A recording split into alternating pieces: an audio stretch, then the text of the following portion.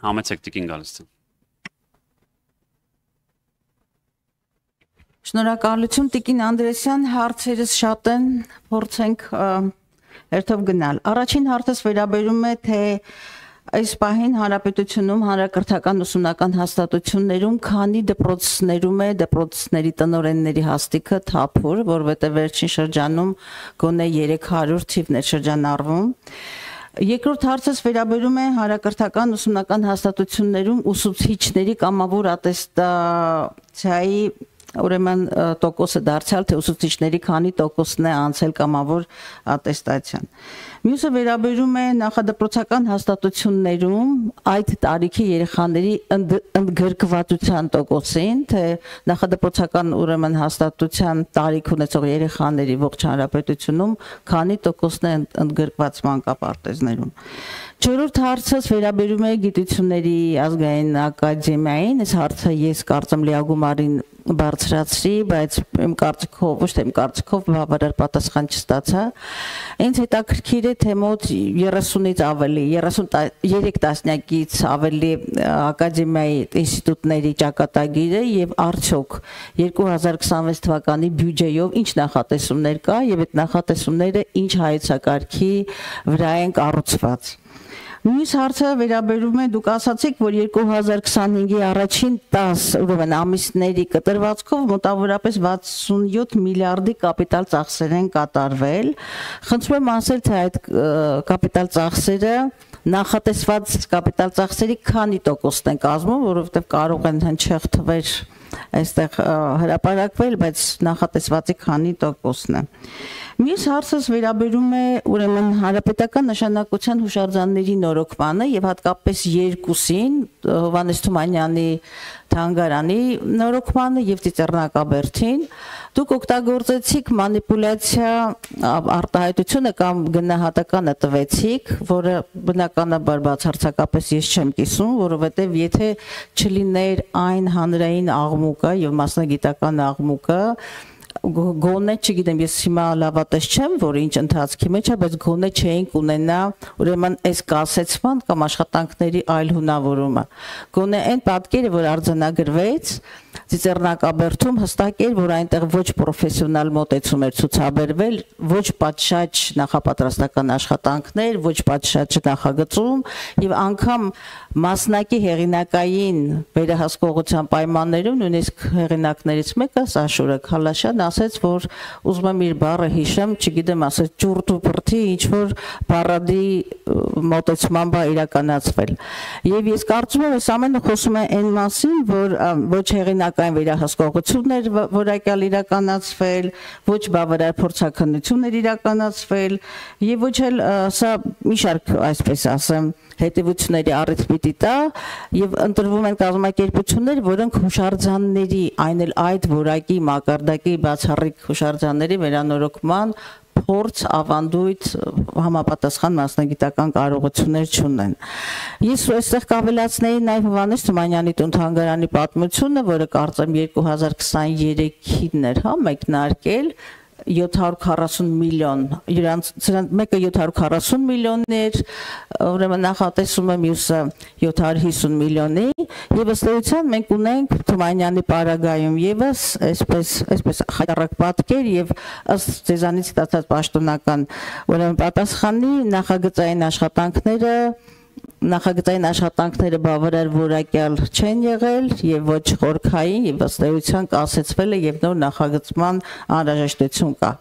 Սրանք խոսում են այն մասին, որ հանրային անհանգստությունը եւ մասնագիտական անհանգստությունը ոչ թե մանիպուլյացիա է, այլ ժառանգության նկատմամբ պատշաճ վերաբերմունք, որը համապատասխան մարմիններին շատ ավելի աչալուր եւ շատ ավելի պրոֆեսիոնալ աշխատանքի եւ կազմակերպման մասին է խոսում։ Խնդրում եմ հարցերից պատասխանեք, հետո առիթ կունենամ նաեւ անդրադառնալու կամ պատասխանելու մի խոսքով կշարունակենք։ Շնորհակալություն։ Շնորհակալություն Տիկին Գալստյան, մենք այս պահին ունենք կառավարման նոր համակարգին անցած 583 դպրոցներ, դրանցից 234-ում նշանակված են տնօրեններ, 349-ում դեռևս ընթանում է մրցութային գործընթաց, Եվ պետք է ասեմ, որ այստեղ մենք բնականաբար չենք գնում որակի կոմպրոմիսի ճանապարհով, այլ գնում ենք համապատասխան թեկնածուներ գտնելու ճանապարհով եւ առաջիկայում նաեւ այս տրամաբանությամբ մյուս թափուր տեղերը կհամալրվեն։ Ինչ վերաբերում է կամավոր ատեստավորման ցուցանիշին, մենք այս պահին ունենք 6321 ուսուցիչներ, որոնք համակարգով անցել են դրական արդյունք ունեն եւ հավելավճար են ստանում դրույքաչափի փոփոխությամբ կամ միայն դրույքաչափի փոփոխություն եւ ես նշեցի, որ այս պահին դիմել են նաեւ 8400-ից ավել ուսուցիչներ նոր փուլին մասնակցության, նոյեմբերի 8-ին կմեկնարկի կամավոր ատեստավորման հերթական փուլը եւ տարեվերջին մենք կարողանանք ունենալ նաեւ նոր ցուցանիշներ, թե որ տոկոսն է ուսուցիչների ատեստավորված, այս պահի դրությամբ ես ասացի, որ շուրջ կեսը մեր ուսուցիչների կամ արդեն շահառու է կամ դիմել է, որպեսզի համակարգի մասնակից դառնա։ Նախադպրոցական տարիքի երեխաների ընդգրկվածության մասով ես կուզեմ հստակեցնել մեկ բան, որ մենք այս տարի աշխատել ենք վիճակագրության կոմիտեի հետ, որպեսզի վերանայվի մեթոդաբանությունը հաշվարկի։ Ձեզ մի պարզ ցուցանիշ ասեմ, եթե օրինակ հիմա դուք բացեք եւ նայեք պաշտոնական վիճակագրությունը, որը հրապարակված է, այդտեղ կտեսնեք, որ 2024-ի տվյալների համար ոչ պետական նախադպրոցական հաստատությունների թիվը օրինակ նշված է 42, երբ որ իրականում նախարարությունն է լիցենզավորում այդ հաստատություններին եւ 200-ից ավել լիցենզավորված ոչ պետական նախադպրոցական հաստատություններ կան, որտեղ հաճախում են 10,000-ից ավել երեխաներ։ Եվ այս պահի այն ցուցանիշները, որը հրապարակվում է, մեզ թույլ է տալիս ասել, որ մենք 3-ից այն ցուցանիշները, որոնք մենք հավաքագրում ենք նախադպրոցական կրթության տեղեկատվական համակարգով եւ ունենք վիճակագրության կոմիտեի հետ պայմանավորվածություն, որ 2026-ից սկսած ինչպես դպրոցների մասով ենք մենք իրենց փոխանցում վիճակագրական տեղեկատվությունը, վարելով վարչական ռեգիստրը, նույն տրամաբանությամբ կգործենք նաեւ նախադպրոցական համակարգի պարագայում եւ այս պահին արդեն 80%-ից ավել է 3-ից 5 տարեկանների ընդգրկվածությունը եւ ես կարծում եմ, որ մենք կառավարության ծրագրի թիրախը, որը 3-ից 5 տարեկանների 85% ընդգրկվածությունն է 26 թվականի դրությամբ, մենք ավելի քան ապահովելու ենք։ Դա է ցույց տալիս մեր նաև ընթացիկ հաշվարկները։ Եվ կարծում եմ, որ եկող տարվա պաշտոնական վիճակագրության մեջ էլ այդ ցուցանիշները կտեսնեք։ Ինչ վերաբերում է գիտական ինստիտուտներին, նրանց հետ որևէ բան իրենց ֆինանսավորման տեսանկյունից տեղի չի ունենում, իրենց ֆինանսավորումները բազային ֆինանսավորման մասով նախատեսված են բնականաբար 26 թվականի բյուջեում, փոխվում է ըստ էության այս պահին հաշվապահական գործընթացը պայմանագրի կնքման ում հետ կնքելու եւ ֆինանսավորումը ուղիղ բարձրագույն կրթության եւ գիտության կոմիտեից ստանալու հանգամանքը, իսկ արդեն հետագա աշխատանքները կախված են թե ատեստավորման գործընթացից, որը անկախ ենթակայությունից բնականաբար գործում են նույն որակական չափանիշների հիման վրա եւ նաեւ իրենց բացի բազային ֆինանսավորումը թեմատիկ եւ այլ ֆինանսավորումների ստացման ծավալներից։ Այսինքն այս պահին ես չեմ կարծում, որ իրենց կյանքում որևէ էական բան է փոխվում, էական բանը կփոխվի այն փուլում, երբ որ մենք արդեն կունենանք բուհերի խոշորացման եւ գիտահետազոտական կազմակերպությունների հետ ինտեգրման գործընթացը։ Ենթակայությունը ես նշեցի, այս պահին իրենց համար նշանակում է ընդամենը, որ ֆինանսավորումը իրենք ստանալու են բարձրագույն կրթության եւ գիտության կոմիտեի հետ կնքված պայմանագրերի շրջանակներում, թե բազային ֆինանսավորման իրենց ծավալներն ու տրամաբանությունը եւ թե մնացած աշխատանքի առանձնահատկությունները պահպանված են։ Ինչ վերաբերում է կապիտալ ծախսերի կատարողականին, ես նշեցի, որ 358 միլիարդ արժողությամբ ծրագրից 153 միլիարդի կատարողական ունենք այս պահին, խոսքը վերաբերում է դպրոցաշինության ծրագրին, ինչ վերաբերում է ուրեմն մինչև տարեվերջ կանխատեսմանը, մենք նախատեսում ենք, որ շուրջ 115 միլիարդ դրամի կատարողական կունենանք եւ սա կարծում եմ, որ շատ լավ ցուցանիշ է, շուրջ 125 միլիարդից, ինչը նշանակում է, որ գրեթե ամբողջությամբ կկատարենք։ Ինչ վերաբերում է Թումանյանի թանգարանին եւ Ծիծեռնակաբերդին, Տիկին Գալստյան, ես միշտ շնորհակալ եմ եւ ուրախ եմ հանրային ուշադրության ու վերահսկողության համար, ես ինքս էի խոսում հուշարձանների ոլորտում դրա կարեւորության մասին։ Թումանյանի թանգարանն ու Ծիծեռնակաբերդը այստեղ են մեր աչքի առաջ են։ Մենք ունենք բազմաթիվ հուշարձաններ, որոնք մեր աչքից հեռու են եւ այդ հուշարձանների հետ տեղի են ունենում շատ տարբեր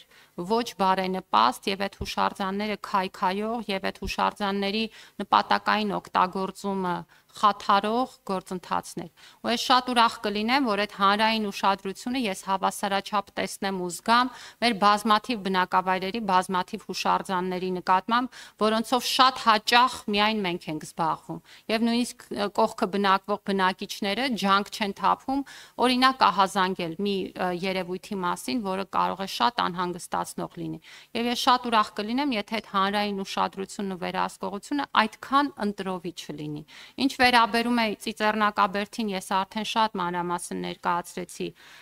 ուրեմն ընթացքը եւ պետք է ասեմ, որ հեղինակի հետ էլ ամեն շաբաթյա ինքս շփման մեջ եմ եւ ցանկացած հարց մենք քննարկում ենք։ Դա շատ կարեւոր հուշահամալիր է եւ յուրաքանչյուր նույնիսկ մանր դետալը պետք է հասկացված լինի։ Այստեղ որևէ խնդիր չեմ տեսնում։ Թումանյանի թանգարանի հետ կապված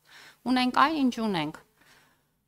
Մասնաշենքերից մեկը նախագծվել էր որպես վերակառուցում, այնուհետև շենքի վիճակի գնահատման պարզ էր դարձել, որ դա չպետք է վերակառուցվի, այլ պետք է նորը կառուցվի, սա էլ առաջ էր բերել ամբողջ շղթան, որ պետք է նոր նախագծում, պարզ փորձաքննություն, համալիր փորձաքննություն, շմագ գործընթաց, որից հետո կարող ենք անել նոր մրցույթ։ Մենք օրենսդրությամբ սահմանված կարգով գնում ենք այս ճանապարհով, համալիր փորձաքննությունը մոտ օրերս կարծում եմ կստանանք եւ արդեն մրցույթի կդնենք այս ուրեմն կառուցման գործընթացը։ Այնուամենայնիվ արձագանքեմ Տիկին Անդրեասյան,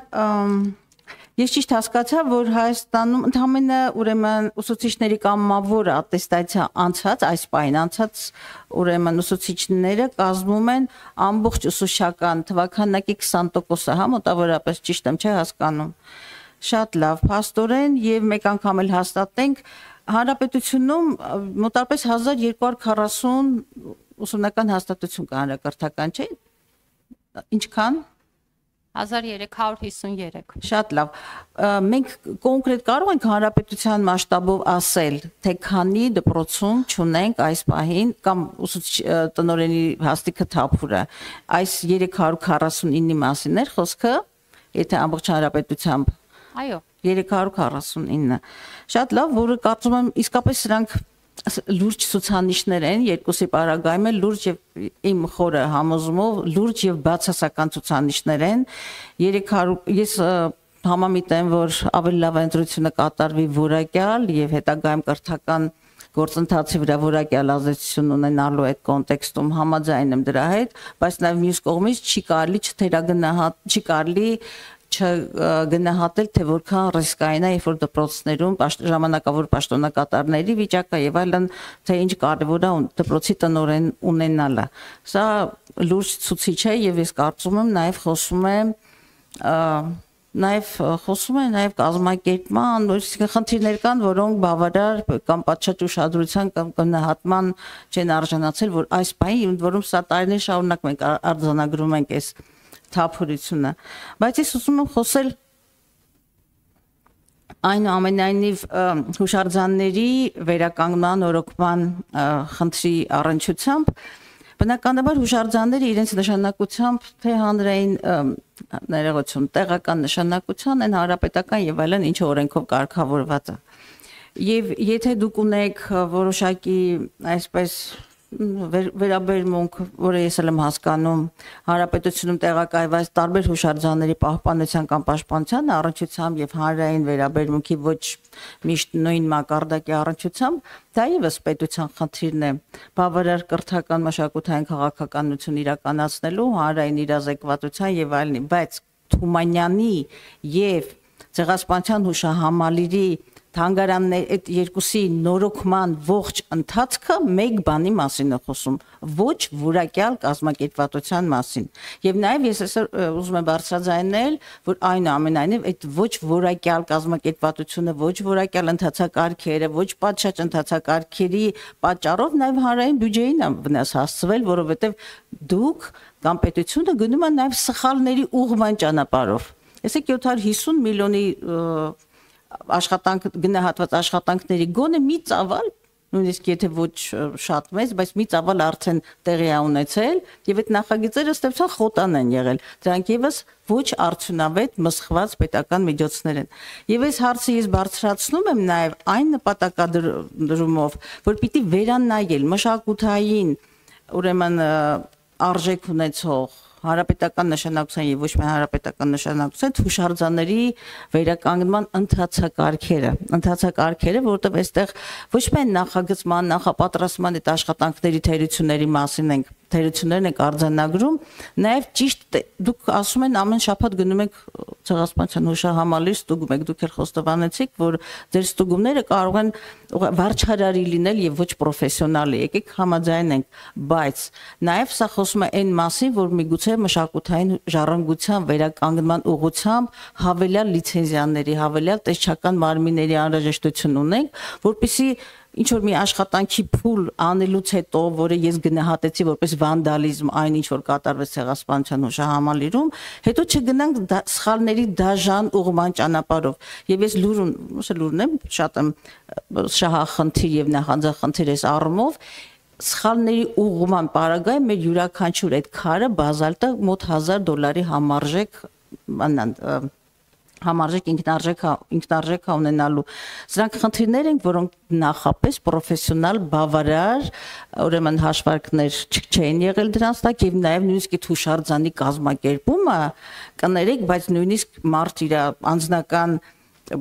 ոնց ասեմ, անձնական ախորի նորոգման պարագայում այդ անորակ, այդ խառաշո են ասում, դրանց ինչ են ասում, այդպիսի շինարարական ընթացք չէր կազմակերպել։ Խոսքը հենց դրա մասին է։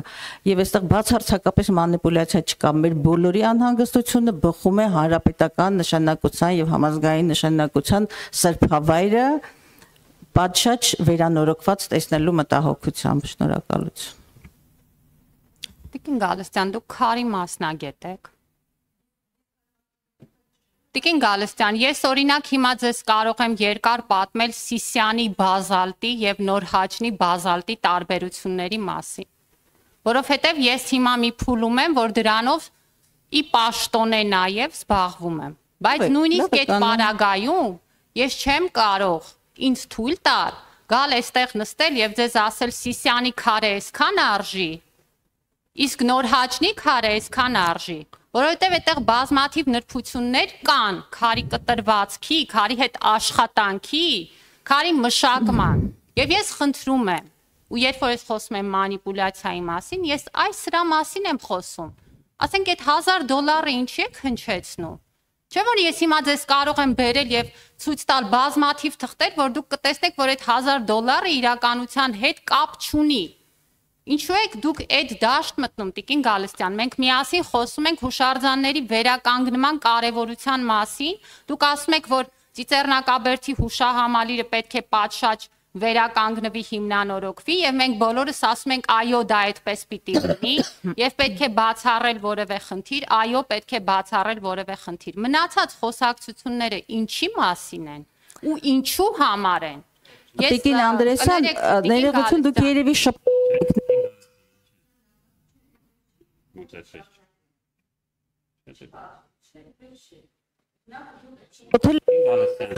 Մարդիկ են պատկանոն նստած, ես թողեցի։ Ոչ, ես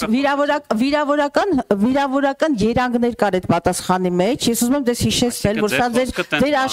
սա ձեր աշխատասենյակը չի, ազգային ժողովն է եւ դուք հաշվետու եք ազգային ժողովին։ Ես բացարձակապես քարի կամ գունավոր մետաղների մասնագետ չպիտի լինեմ, որպեսզի հնչեցնեմ այսօր այդ մասնագիտական դաշտի տեսակետը եւ մոտեցումները։ Եվ իմ որևէ նախադասության մեջ չճշտված փաստեր չկան, բացարձակապես։ Ես հնչեցնում եմ մասնագիտական շրջանակների մասնագիտական տեսակետը։ Եվ դուք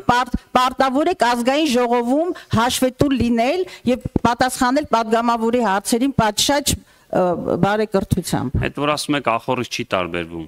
Ցուցակ էիք բերել այդ տղուն, համարը չունեք, մի հատ զանգյասը չես ամանչում, Հայաստան դաշինքն ես ներկայացնում, ես ինչ ախորի բան ես բերել, ստե կապել։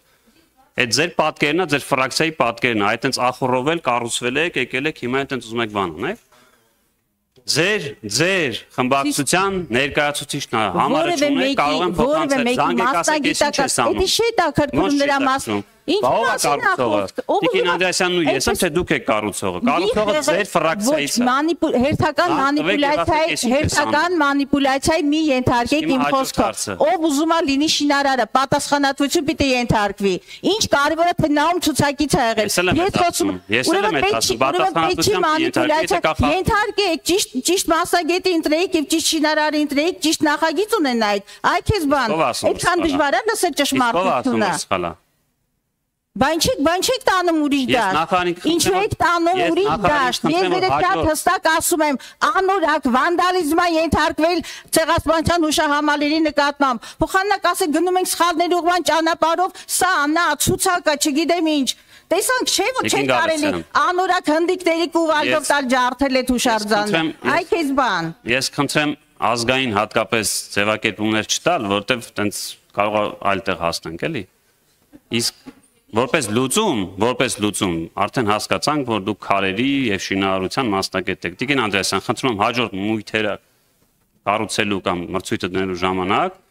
Տիկին Գալստյանին նույնպես հրավիրեք, թող գա մասնագիտական կարծիքը։ Իդեպ ասեմ իմանաք, որ Տիկին Գալստյանը քաղաքաշինական խորհրդի անդամ է եղել 12 թվականին։ Լուծում առաջարկեք, ասեք ես շատ լավ հասկանում եմ այդ բետոնից, մարկեքից, բանից, թող դες կանչի նախարարությունը։ Այստեղ քննարկում։ Տիկին Գալստյան, եկել ասում եք վանդալիզմ, ես էլ ասում շատ լավ, վանդալիզմը ձեր ցուցակից է անողը, զանգեք ասեք, եղբայր չես ամաչում, ինչ ես վանդալիզմ անում։ Ոնց չի հետաքրում, բա ում է հետաքրում։ Դե այդ եմ ասում, մասնագետ արդեն իմացանք, որ տաղանդավոր մասնագետ ունենք, իդեմս ձեզ մյուս մույթերի ժամանակ սիրով ձեզ կհրավիրեն։ Քննարկում ենք հուշարձանի նկատմամբ պատշաճ վերաբերմունք։ Սիրով ձեզ կհրավիրեն, կգաք։ Մի տարիք շանտաժի դաշտ, ես խոսում եմ հուշարձանի նորոգումից դուք ցուցակեք։ Դրանք տարբեր բաներ են։ Արդեն հուշարձանի նորոգից եմ խոսում, ասում եմ հաջորդ մույթերի ժամանակ իմացանք, որ տաղանդավոր մասնագետ ունենք, գնաք ձեր կարծիքը կասեք։ Էհն, միակ անգամ էլ ձեր առաջարկը փոխանցում Տիկին Անդրեասյան, լավ մասնագետ ունենք, խնդրում եմ, հրավիրեք թող գա, մեկ ավել կարծիքը կարծում եմ ված չի։ Ես ընդհանուր էի ասում, ասում եք վանդալիզմ, ասում հա, օքեյ։ Բերեցի օրինակ, ձեր տունը չեք վերանորոգել, չի եղել, որ մտել եք, տեսել եք ինչ-որ մի բան այնչի։ Այսինքն որ միջև այդ վանդալիզմ քանդվում, այդ ամբողջը որ այդպես մնար փլատակները վերածվելու, այդ սրբավայրի ժամանակ չէիք լացելու, չէիք հուզվելու։ Կամ ընկերություն բացեք, եթե այդքան լավ մասնագետ եք, հաստատ ձեր պատգամավորի աշխատավարձից շատ կստանաք, էլի գնացեք։ Ու այնքան պատմամշակութային տենց սրբավայրեր է հիմա նախարարությունը կառուցում, որ հաստատ անգործ չեք մնա, էլի։ Բարեգործ եք, ասում են բարեգործը կառուցում է Հայաստանի Հանրապետության ամենամեծ քաղաքացին, ամենամեծ բարեգործը, լսեք Տիկին Գալստյան։ Մենք քննարկում ենք օրակարգային հարց, դուք չափը անցնում եք։ Իմ տան հետ գործ չունեք, իմ մասնագիտական որակների հետ գործ չունեք, իմ մանդատի հետ գործ չունեք եւ իմ ապագա քաղաքական ճակատագրին էլ թող ձեզ չանհանգստացնի։ Մտածեք ձեր սեփական քաղաքական թիմի թե թողած արյունոտ հետագծի եւ թե ապագայի մասին։ Այ քեզ բան, ունակ չեք մասնագիտական քննարկում։ Շարունակեք հետո։ Դուք խոսում եք ինչ որ վե արժեքներից, տենց հա նստել եք, բայց դուք չեք հարգում նույնիսկ ձեր գործընկերներին, հա։ Ես նույնիսկ ամաչում եմ ձեզ հիմա նկատողություն անել։ Խոսում եք տարական էթիկա, տարական էթիկա է, որ ձեր ժամանակից տված 10 անգամ ավել խախտել եք, մի հատ է տենց հետել եք բան եք անում, էլի։ Դե հիմա խնդրում եմ լռեք եւ նստեք եւ ժամանակ տվեք ձեր գործընկերներին։ Տարական էթիկա է։ Համեցեք Տիկին։ Հարգելի նախագահ